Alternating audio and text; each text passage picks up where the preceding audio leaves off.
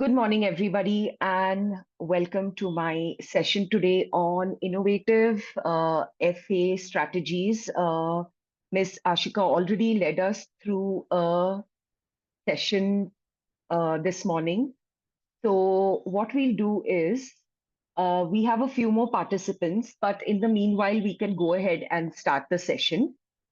So, I will just share my screen with you all. Okay. Um, Is my screen visible to everyone? You can Yes, unmute. Okay, fine. So, okay, thank you. Thank you for your responses. So, uh, we are going to start with like a quick sort of a daily review uh, based off what we have learned in the previous session, what Miss Ashika led us through. So, it's called as Two Truths and One Lie. All right. So, on the screen, there will be three options given. Now, what I'd like you to do is before putting your responses, there are two statements here out of the three which are truths, and there is one which is a lie. So take a minute to think about it. Do not put your responses just yet. When I let you know, in the chat box, you can type in statement one, two, or three, which you think is a lie. Okay, so take a minute to read, think about it, and when I tell you, you can put your response.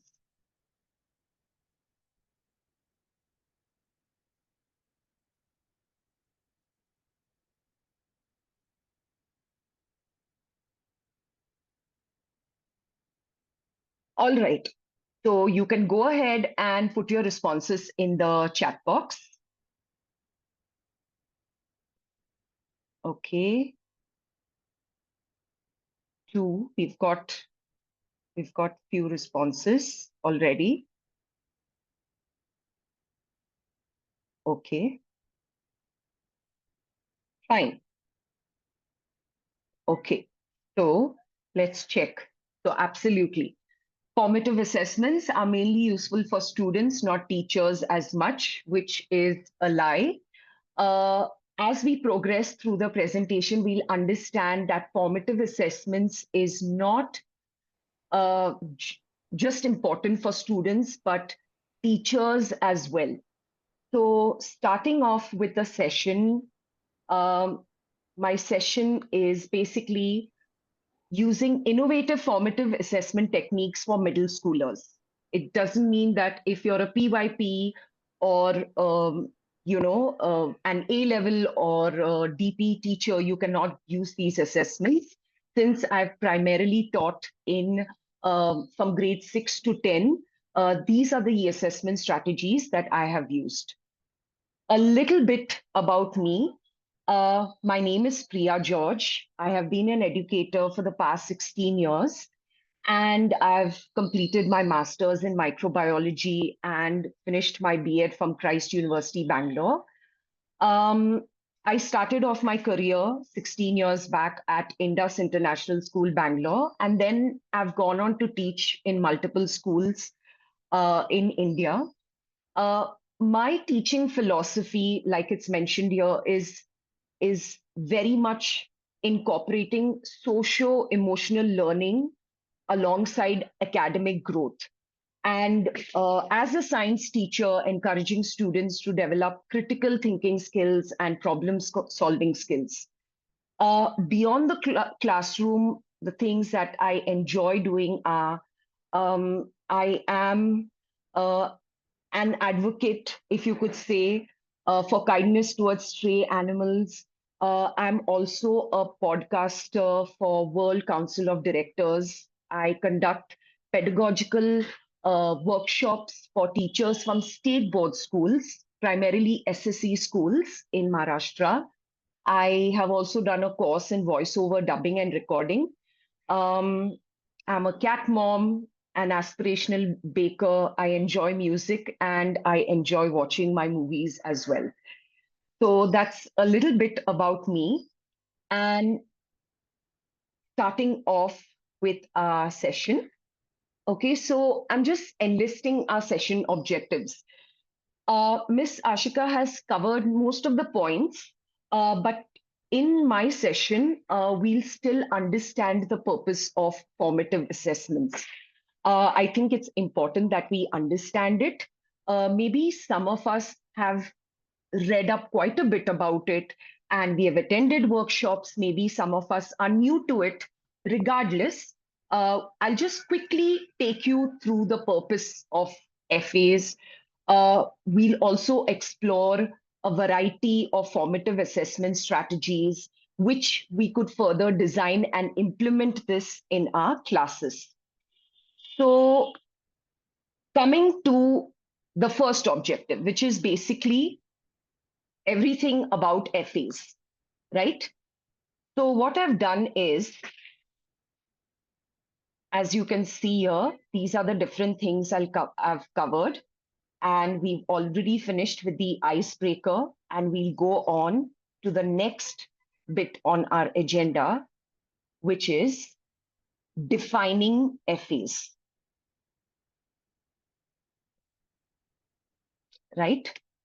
Now, this is something similar to what Ms. Ashika had mentioned. She talked about the see, think, wonder strategy. This is slightly different. What I'd like you to do is observe this picture, okay? Observe it for a minute, and after a minute, in the chat box, I would like you to, so take a minute, observe the picture.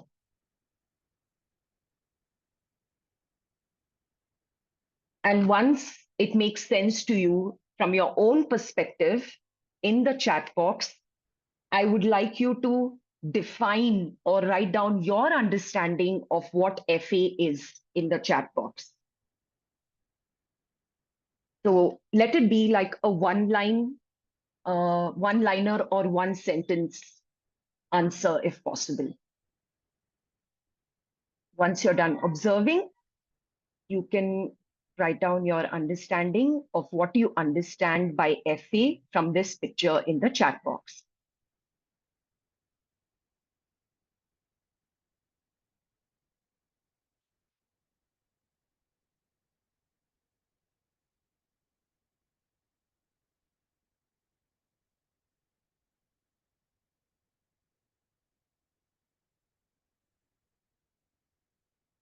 If you want, you could also unmute yourself and respond.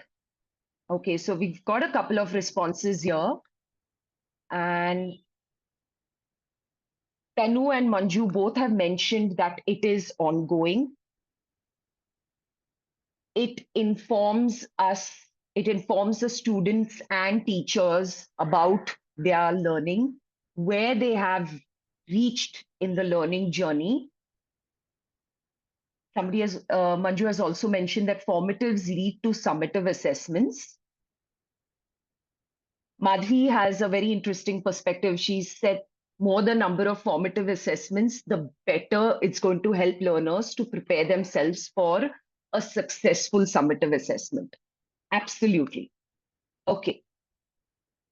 So if we had to really define formative assessments, I have highlighted and underlined the key words here in this definition, a more formal definition, which is formative assessments refer to frequent, I'm also going to add ongoing, interactive assessments of students' progress and understanding to identify learning needs and adjust teaching appropriately.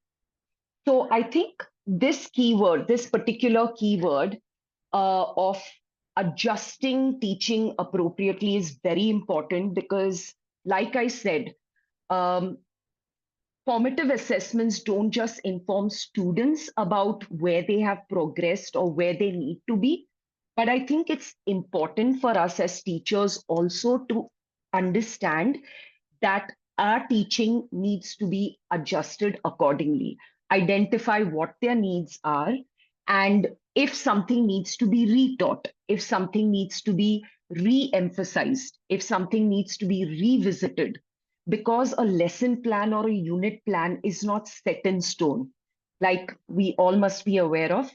But it's important to know that it's flexible and it has to change. It is going to change every year when you look back at your lesson plans. What you made something 2 years before or earlier will look very different at this point in time, right? So I think it's very important to understand that. Okay.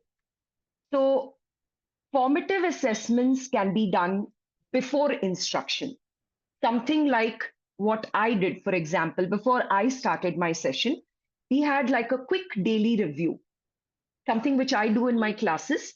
Before the class actually starts, after the students are shown the learning objectives for the day, for the class, I have a small daily review, a low stakes activity. So it could be done before the instruction.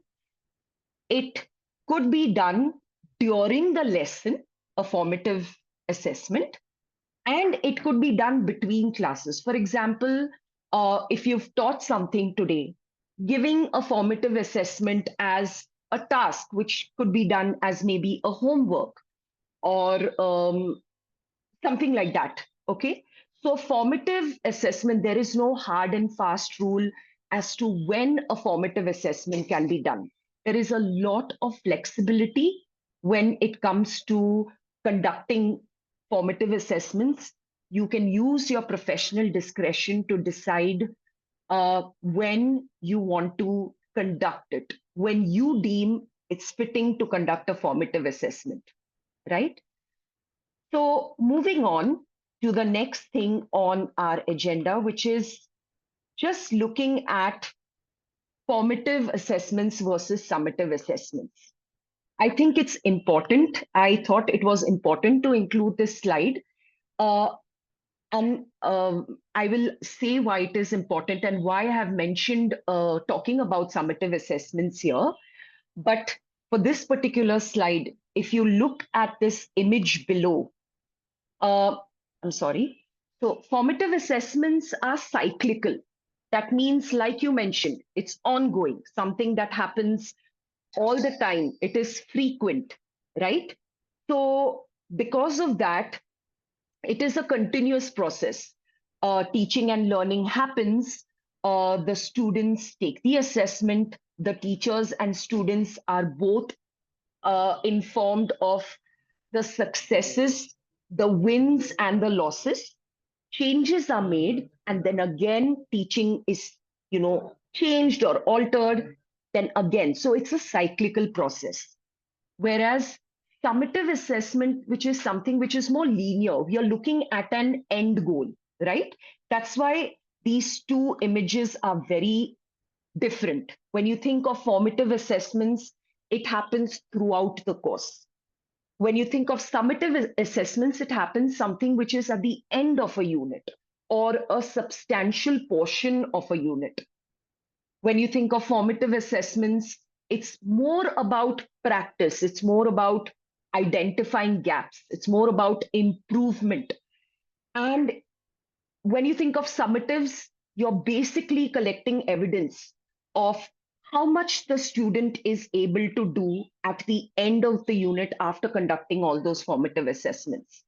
So, formative assessments focus on the process, whereas summatives focus on the product. Uh, Both are important. One cannot be had without the other. So, to go to a summative, it is important that teachers conduct enough and more and diverse kinds of formative assessments in their class. So I have the next thing on our agendas is why are FAs important? All right. So I'm giving you time to think about it. Why do formative assessments matter? So take a minute think about it. And once you're done, there are two options here. You can either go to menti.com. I'm just going to put this in the chat as well, or you can scan the code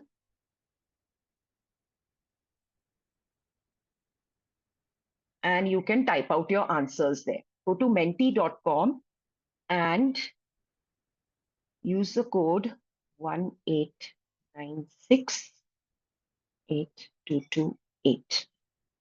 Or you can scan the code, whatever works for you.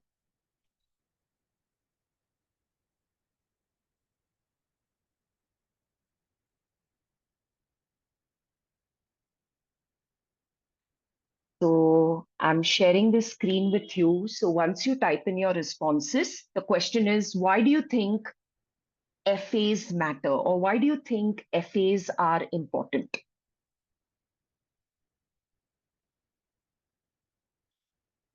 Can you see my screen? I have just changed the screen to the Menti screen. Is it visible? Yes, Ms. Priya. Okay. Yes, yes. Yeah. Thank you.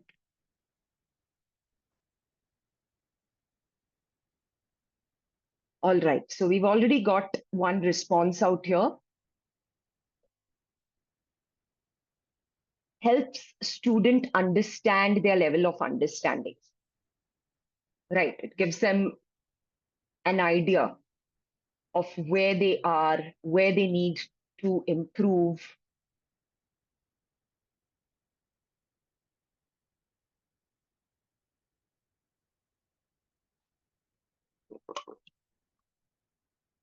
Helps us identify and close learning gaps. Absolutely.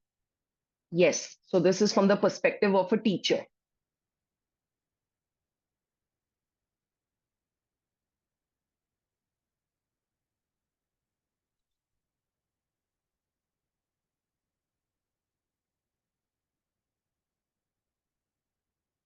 We'll wait for another 30 seconds.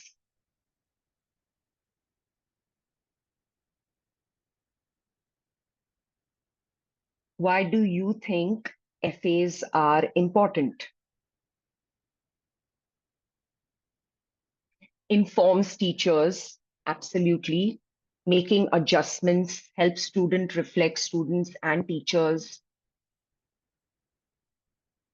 It gives us a progress. It gives us the progression of learning. Absolutely, for students and teachers. Okay. Right.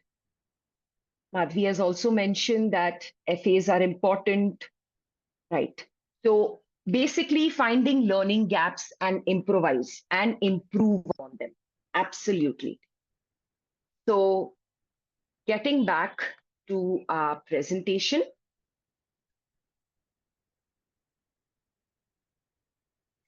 Okay. So why and when should we use formative assessments? So we look at the whys first. Okay.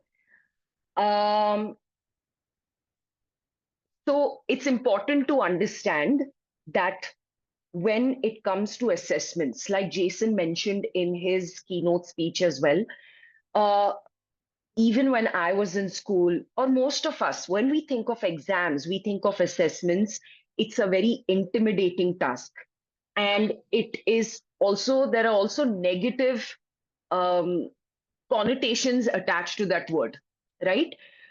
So the idea of FAs is to make a more positive impact on student learning, because it is, we need to reinforce this, that it is about practice, it is about improvement, it is conveying to the child that all hope is not lost, like you can do better. So, and in effect also overall improving overall student achievement. um, Something what formative assessments also does is, as you progress through the unit and conduct more and frequent formative assessments, the learning gap which is there between low and high achievers can be reduced by using different strategies, right? Like we heard about peer teaching, peer tutoring.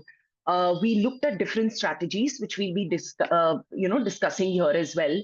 And at the end of it, the goal is, while they enjoy learning, is also to prepare students for summative assessment, so that the idea of summative assessment is not as scary and as intimidating for a student.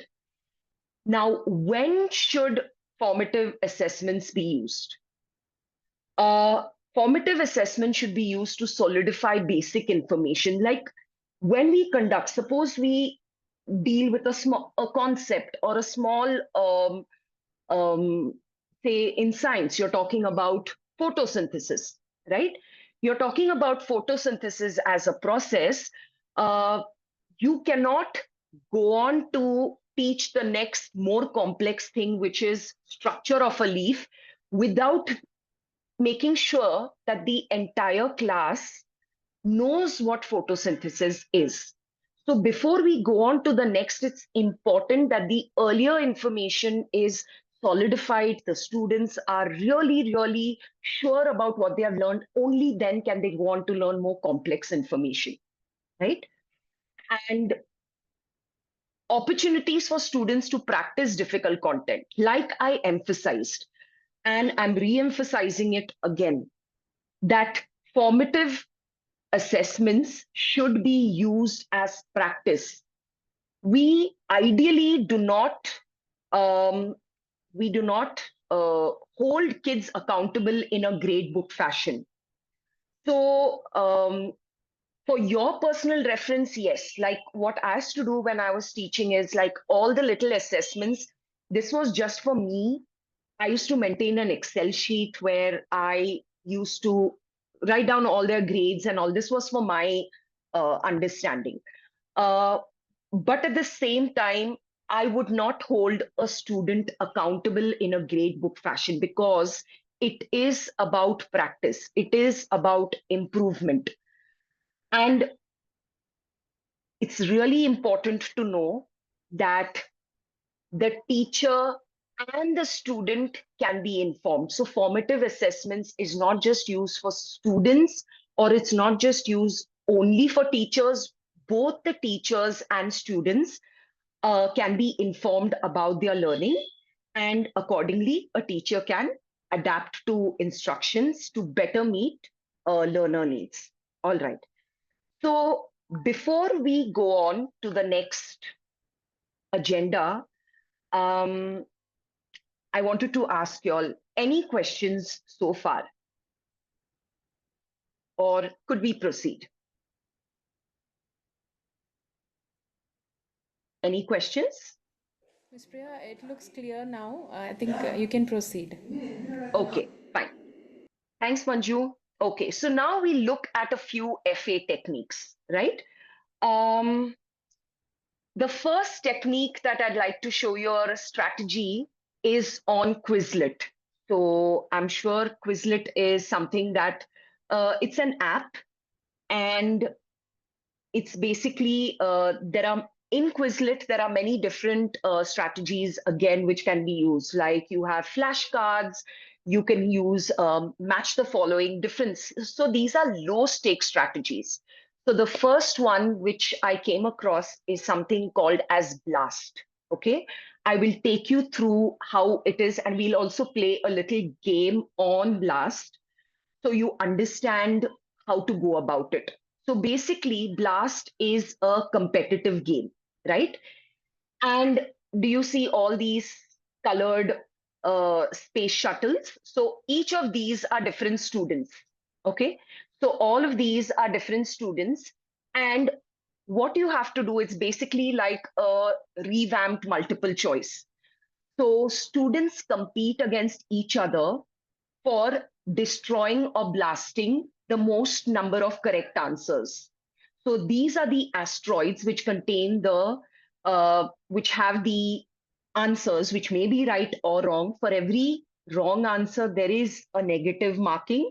But however, the students, so they basically, you can either make them do this in pairs or even individually depending on the size of your classroom. So I'm just going to take you through Blast and how this looks. Okay. Right. So Quizlet, you can use a paid subscription. I have always used a free subscription, a free trial, and yeah, so I think it works okay for me. This is the home page of Quizlet. So you just need to log in, create a login, and it's pretty straightforward. So let me know if you can see my screen. Is it visible, the Quizlet screen? Yes, Miss Priya. Okay, fine.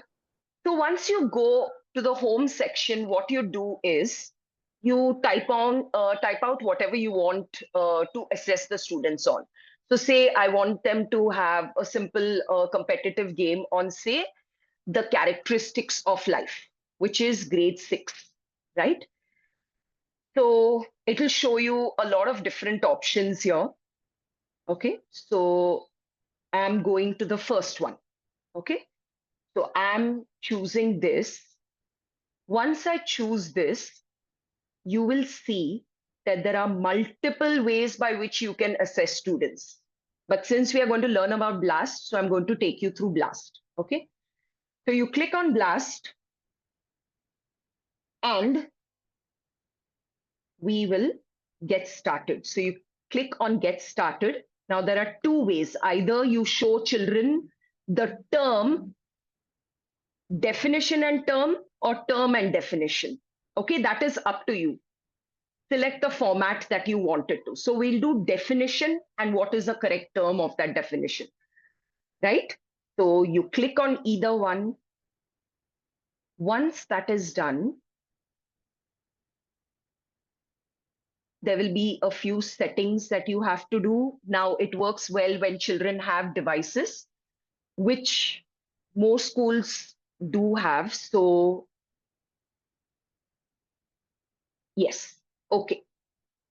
So now multiple ways, either you share the link with students or you can ask them to scan the QR code, or you could go to quizlet.live. If children don't have a device that is enabling them to scan a QR code, you can ask them to log on to quizlet.live and they enter this. So let's play a game of Blast. So if you could please scan this QR code, I can also copy the link and put it in the chat for you. You can access it from here, or you could go to quizlet.live. Yeah.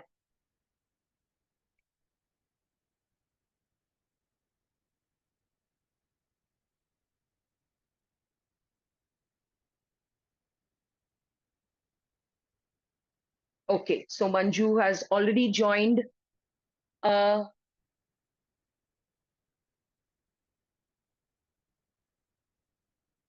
Just, yeah.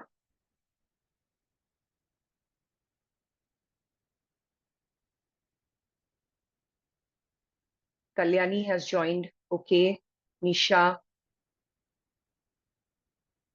Madhvi. Okay.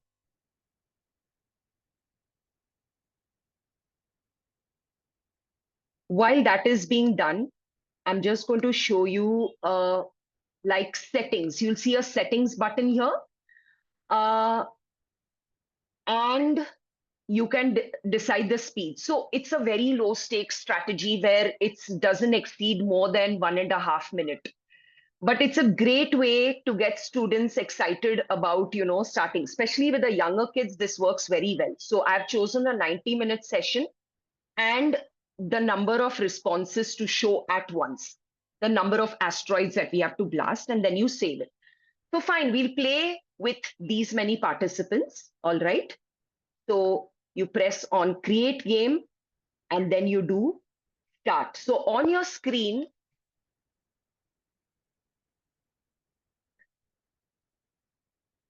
So,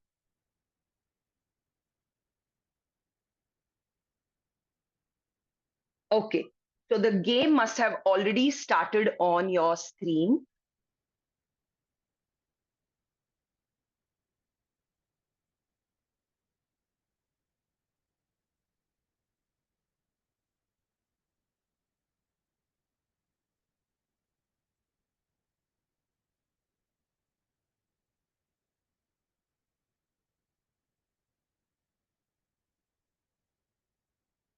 Okay.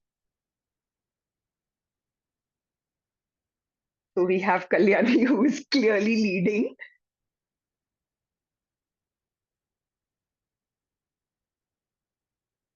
Kalyani, are you a science teacher?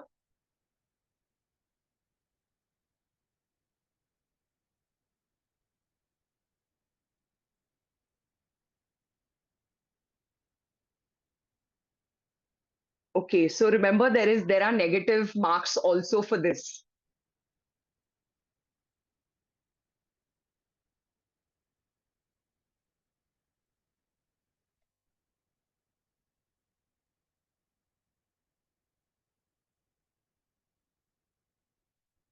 Last 5 seconds. Kalyani, you're too quick. I was just going on clicking. So here clearly, I mean, Kalyani was clearly leading, but then our teachers have gone into negative marking, which is okay. Thankfully, yes, our days of being students are behind us. So this is a great way to get your students interested, and a great starter activity for your students. So blast on Quizlet is one way by which you can do that, right? Just sign on to Quizlet, and then you can also see this in the recording. Uh, right.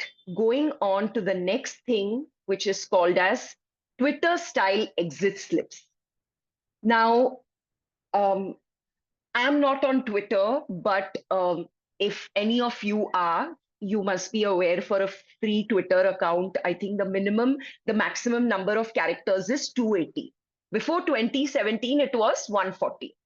So Twitter style exit slips are a great way of understanding what children have learnt in the lesson, but in a concise form. Because when children have to write about something, they have so many ideas that it can even go up to a page of what they have learned, right?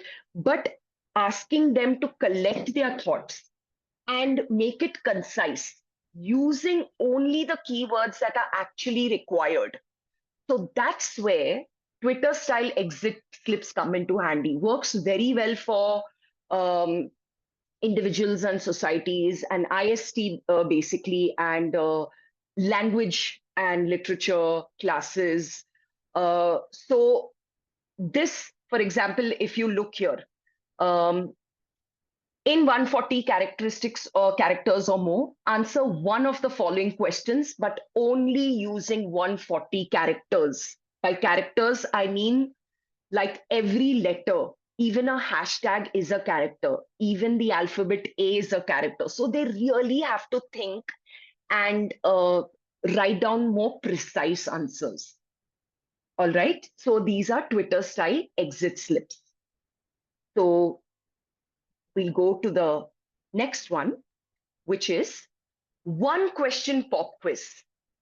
It's a simple multiple choice, but here what you need to do is uh, give the students substantial pre-reading material the day before. Okay, inform them that we might be. You can choose whether you want to inform the kids or not. That's completely up to you. Like many times when you give children reading material and say, children, I'd like you all to read this for tomorrow's class, say a paragraph or two. Some kids may read it, some kids may not read it. So I would ideally not tell the kids, but when they have this pop quiz based on the pre-reading material, they will be aware. And if it becomes a practice, they'll be more prepared. They'll be like, okay, Miss Priya might ask us do the one question pop quiz. So it's a good idea to read it. Or you could even inform them. and then strips of paper with one question and 5 possible answers, right? Uh, Students are given 2 minutes to select and check their answers, which are then handed in.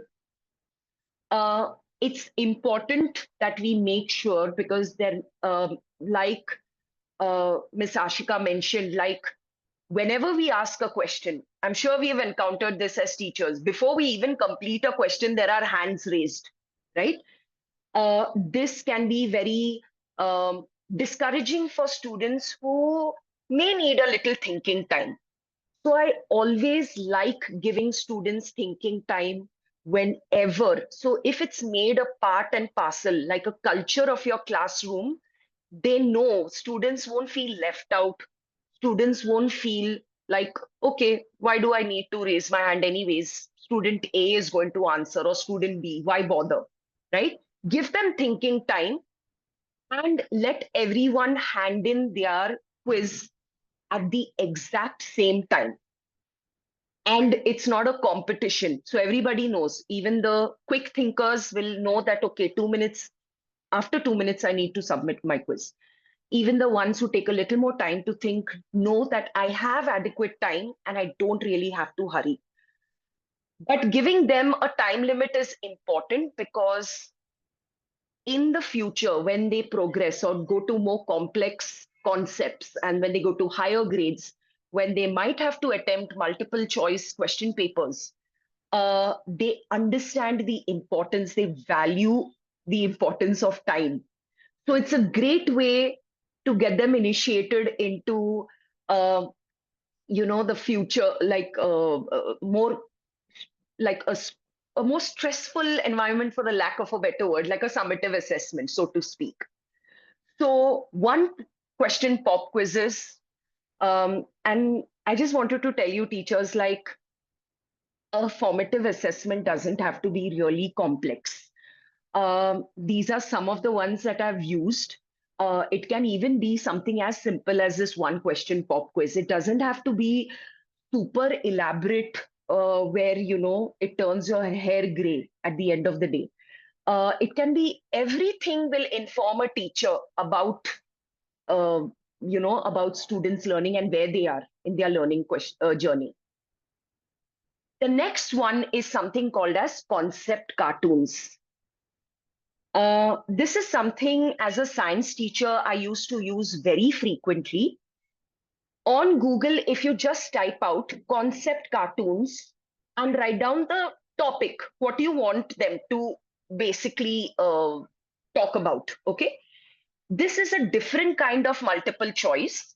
Here, what is given is the answers or the options. So I put this image on the board, and I will have, like, I'll tell the children, okay, this is student, this is student A, uh, say this is student A, and then we have student B and C and D. Now the answers here are a lot more closer and similar in wording. So this this strategy helps to dispel misconceptions. Um, so it can be used for literally any subject. I'm guessing even for language teachers, like grammar, if you want to check grammar, just write concept cartoons and proper nouns, grade 6 or grade 8, whatever. It will give you different pictures, which will have a lot of options. And then students um, come, and then you can either, if it's done like online, it can be in the form of a poll or something as simple as a discussion. And it also makes for a great segue to discussions, when because many students, um, using the correct words, using the correct terminology, especially in sciences. So like, for example, photosynthesis, there can be 4 different options: a way by which plants make food, photosynthesis, autotrophs, photosynthesis. There can be multiple options, but which is the most accurate answer? I think concept cartoons are a great way. It's a great starting. It can be used as a daily review before you even start your lesson to check what the students have learned before. All right. Before I go ahead, we have looked at BLAST, which is in Quizlet. We have looked at a pop quiz. We have looked at the one question pop quiz. We have also looked at Twitter exit Twitter slips. style exit slips. Absolutely. Thank you. And we have looked at concept cartoons. So moving ahead, let's come to another strategy. This is called as RSQC2. R stands for recall. So like Jason mentioned that, it's like an alphabet soup. Like there are so many abbreviations and acronyms. Some you may remember, some you may not. But like I said, the recording will be sent to each of you. So you can absolutely like go back to this as and when you require it. So students recall and list in rank order the most important points from the previous day's lesson, right? So this is like a great entry slip as well. Before you start your class, you can ask them to recall.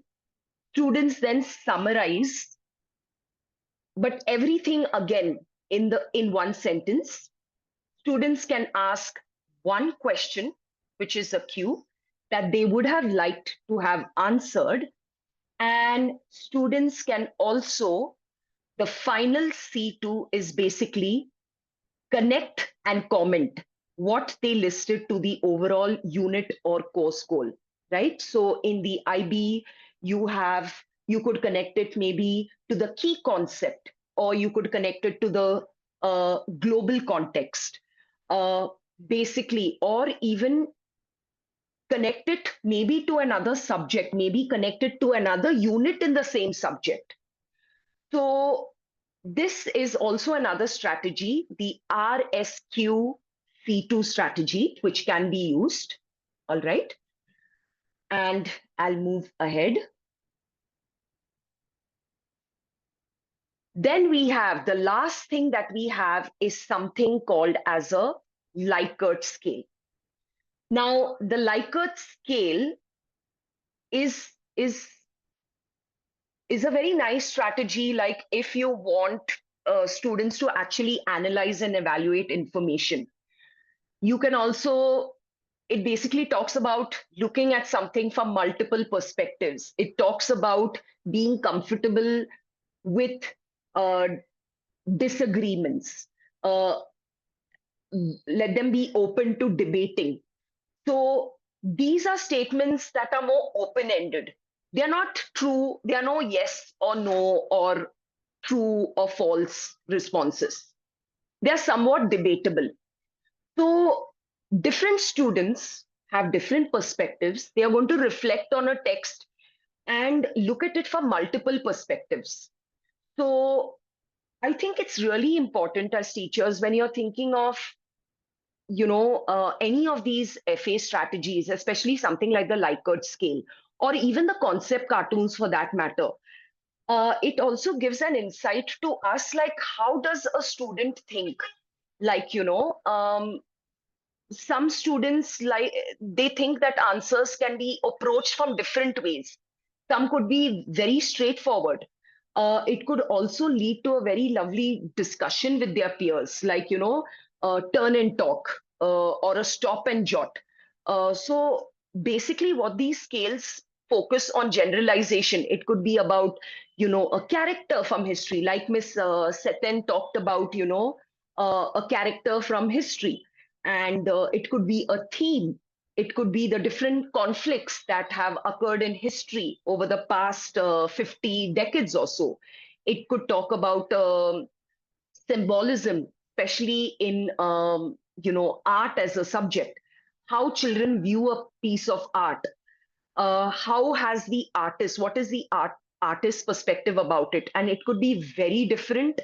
These answers could vary.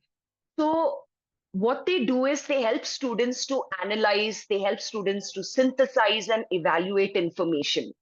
For example, one question on a Likert scale might look like this. So say, let's choose a character. Say we could talk about Adolf Hitler. Adolf Hitler should not have something, led to the actions of Adolf Hitler uh, should or would that you could change according to the actions of Adolf Hitler led to the Second World War. Okay, this could be a statement. So um, I'm just giving an example. Maybe it could be something a little more open-ended. And then you ask students to choose whatever options they have from here, and then they decide and they have to talk to their partner. It could be something where it could even be where the class is, there are the strongly agrees, you have a part of the class which completely disagrees, there is a part of the class which agrees completely, there is a part of the class which strongly agrees. So you could divide them in groups and then they have to put forth their argument.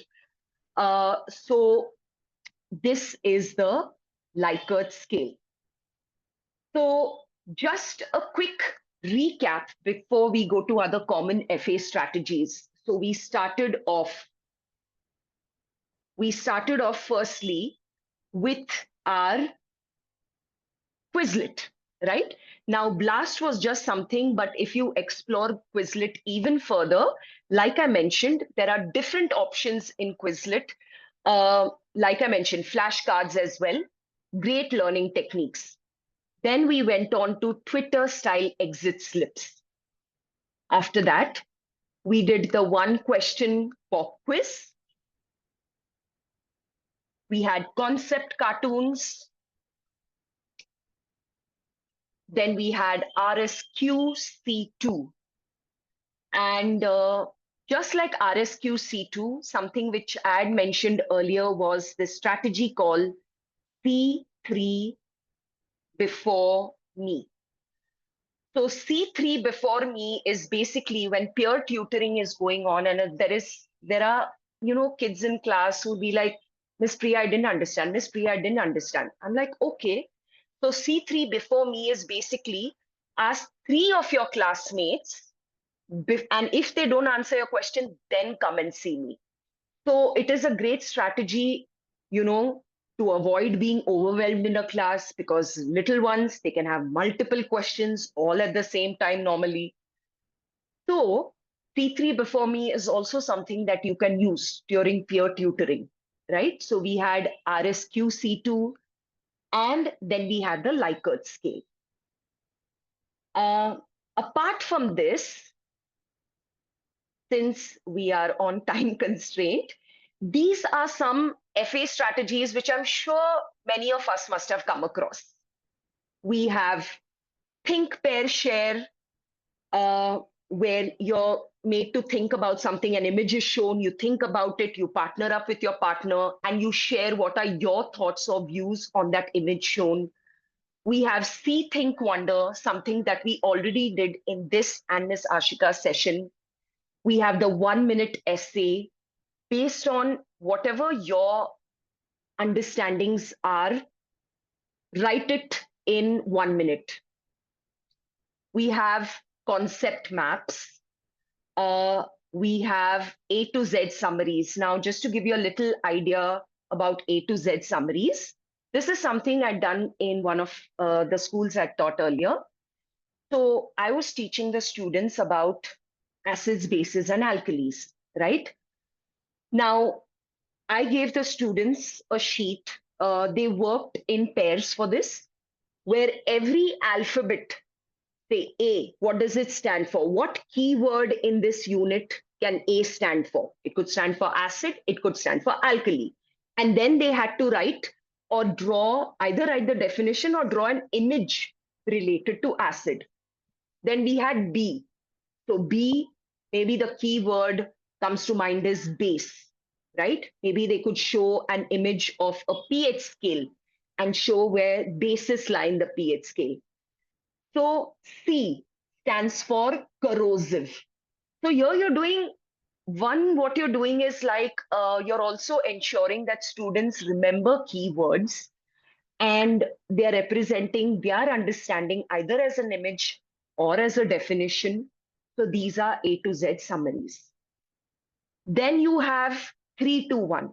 Now 3-2-1 could be used in multiple ways. It could be 3 new things that I learned in today's class, 2 questions that I have that I'd like to be answered, one light bulb or aha moment. It could be anything. It is completely up to you how you use 3-2-1. 3-2-1 can also be used something like 3 new words, 3 new keywords that I learned in class today. Okay. Uh, two could so on and so forth. So you can use your discretion and then decide how you want to use 3-2-1. Then you have something like learning stations. So learning stations are, suppose there is a class of 25 students, you make 5 different learning stations. Now, this is something that I absolutely enjoy preparing. And because the students are active, they have to be moving around in a class. So they solve one question as a group or singularly even, and then they go on to the next station. Once they have solved that, maybe they can go on to another. Now, learning stations, there are multiple ways of doing it. It could be a progression station where it becomes from simple to complex, or it could be just simple, say in maths, you have 5 different sets of problems of the same complexity level, and students solve it and they move around. Once they're done with one, they move around to the other. So learning stations. And sorting of words, word sort. You have KWL charts, you have one question, one comment. So apart from these, um, so these are the more common FA strategies, which I'm sure many of you may have probably used at one point in time or another, right? So apart from these, I'd like you to write down any other FA strategies, simple low stake FA strategies that you may have used. And if it's okay for you to share on the chat, you can go ahead and do that.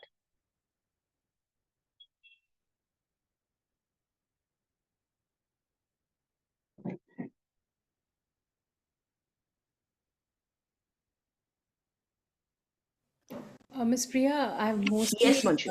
mostly used these strategies itself. Apart from that, I teach MYP sciences, so I've Right. used Socratic seminar and fishbowl are the other. Okay. Yeah, but I don't know if it's Okay. simple, but I think it works with the middle school students. Absolutely. A Socratic seminar can be used like when in the earlier session we talked about the more formal assessment, formative assessments, which is not such a low stake one. Yeah, absolutely. And if you have the time, I think that's a great. Socratic seminars are a great way to do that. And fishbone diagrams as like graphic organizers, right? No, the fishbowl where you have the inner circle and the outer circle, and then Could you you share a little more about that? so you can so you'll have two people with different perspectives and they can share, like, the inner people, and there are immediate outer people who sit, and Okay, they note down the pointers that the inner people say, and right, a note of it, and then they switch turns, and the inner people, they come inside, I mean they go outside, switch the positions, and they speak about their learning. right. Interesting. Yeah, That's nice. that's also Yeah, that comes when there's a concept heavy reading probably after a class, and where they share their thoughts. right, right. Makes sense. Yeah. Makes sense. Thanks for sharing that with us. This is Anybody what else? mostly I've used. No, I was just saying these are the common ones which are mostly used. But the ones you Right. shared today are really new, and it was very interesting. Thank you. Thank you. Thank you. Yes. Anybody else? Any other strategies which I may not be mentioned here, which you may have used in class?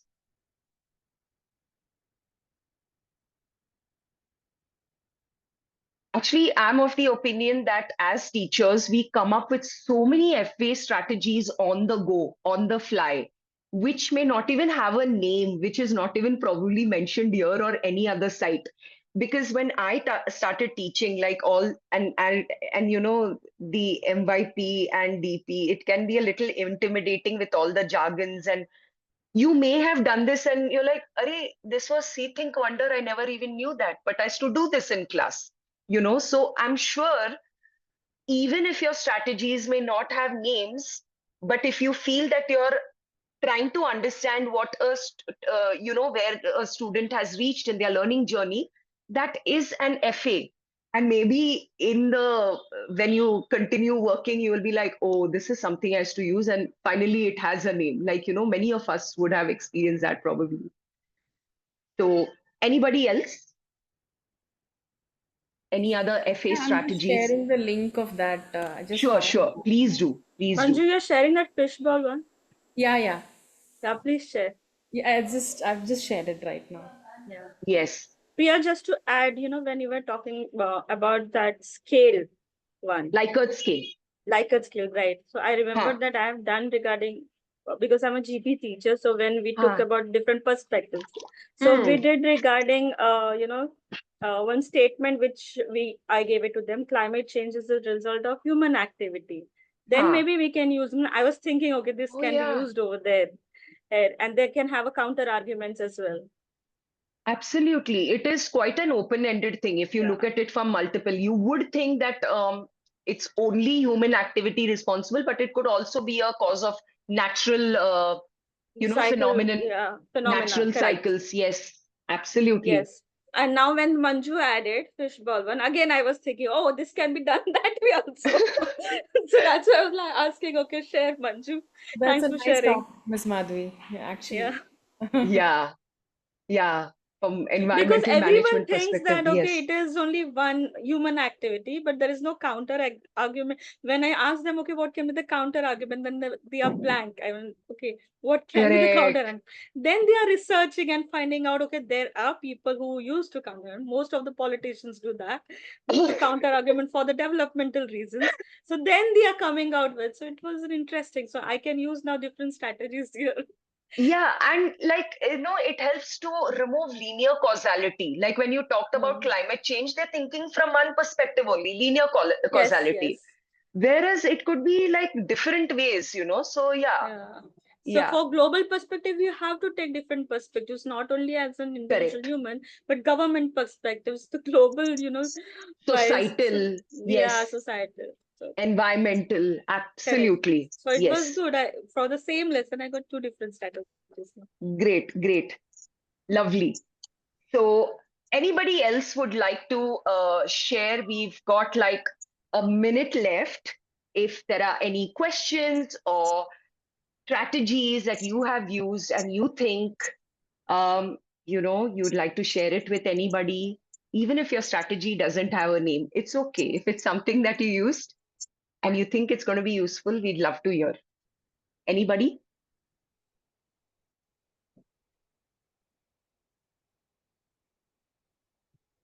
Okay, so Manju has shared this information with us.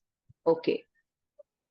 And in case you want to reach out to me, I have my email ID out here, and this is my number. So you can reach out.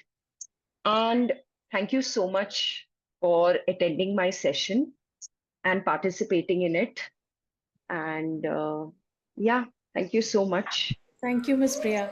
Thank you, I Priya, mean, a and lot of thank new you others as well. strategies today. Should Thank try to you. implement one at a time now. Thank you. Yes, absolutely. So the recording will be sent, and then you can go through it again and see if it applies. Great. I'll be really happy. Yeah, one at a time, I think we can make use of Yeah, it. yeah, Yeah. absolutely. Try and see if it works, because every time it's a different group of students we have. So one may work with some and the other may work with others. Thank you, Priya. Okay. Thank Thank you. you. Thank you, Bye. everyone.